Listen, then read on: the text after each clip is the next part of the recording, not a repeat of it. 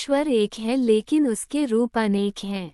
आप किसी भी रूप को पूजें, यह आप पर निर्भर करता है, लेकिन ईश्वर की पूजा अवश्य करें, तभी आपका कल्याण होगा।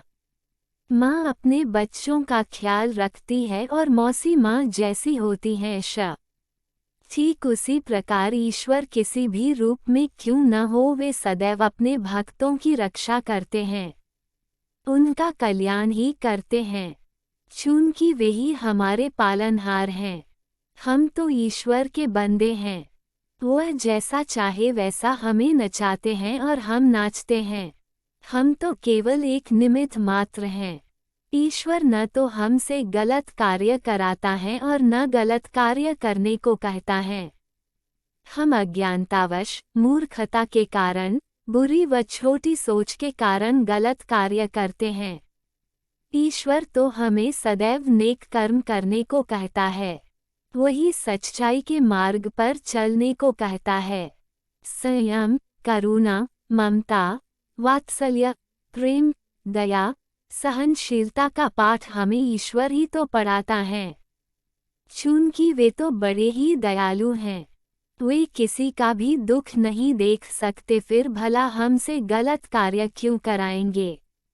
हम जब सच्चाई, ईमानदारी, दया, करुणा, ममता व वात्सल्य के मार्ग से भटक जाते हैं तो अहंकार, क्रोध, घमंड हम पर हावी हो जाते हैं और गलत कार्य करने लगते हैं, और फिर इस दलदल में ऐसे फंस जाते हैं कि उससे बाहर निकलना हमारे लिए कठिन हो जाता है।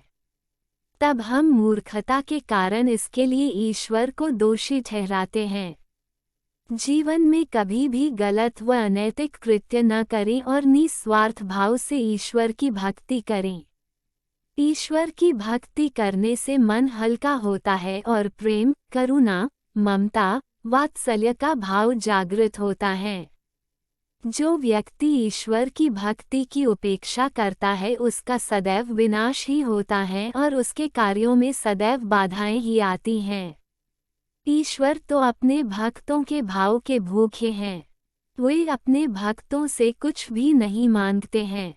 ईश्वर की जिन पर कृपा बनी रहती है वे लोग सदैव प्रसन्नचित्त व खुशहाल जीवन व्यतीत करते हैं, और जो ईश्वर की भक्ति में बाधक बनता है वह जीवन में कभी भी प्रगति नहीं कर सकता। ईश्वर हमें हर कदम पर एक नई राह दिखाता है, लेकिन मूर्खतावश हम उसके संकेतों को समझ नहीं पाते हैं। जिसके ललाट पर नियमित रूप से तिलक होता है वही ईश्वर का हो जाता है। ललाट पर लगा तिलक हमें सही मार्ग दिखाता है, हमारा पथ प्रदर्शन करता है। इस तिलक का मान सम्मान करना चाहिए। प्रभु अपने भक्तों को कहते हैं कि नेक कार्य करने में कभी भी हिम्मत न हारें, चूंकि मैं तुम्हारे साथ हूँ।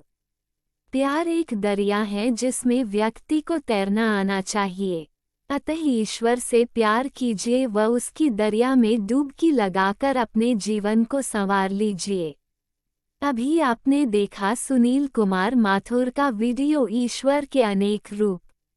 यदि आपको यह वीडियो पसंद आया है तो कृपया इसे अपने परिचितों को भी भेजें, और अगर आप सुमन सागर चैनल पहली बार देख रहे हैं तो कृपया चैनल सब्सक्राइब और नोटिफिकेशन